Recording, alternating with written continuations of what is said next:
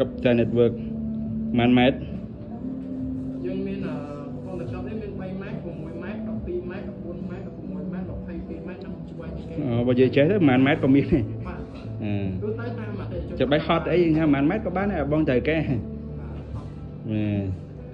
បងចង់ដាក់1ម៉ែត្របងចង់ដាក់2ម៉ែត្រចាញ់តែតម្រូវការរបស់បងបាទ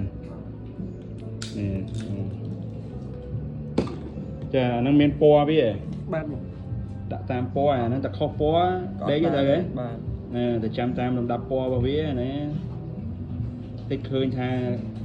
ក្បាលមកក្របខ្សែប្រហែលសរសៃហ្នឹងស្រួលមែនទេច្រឡំធំហើយបាទ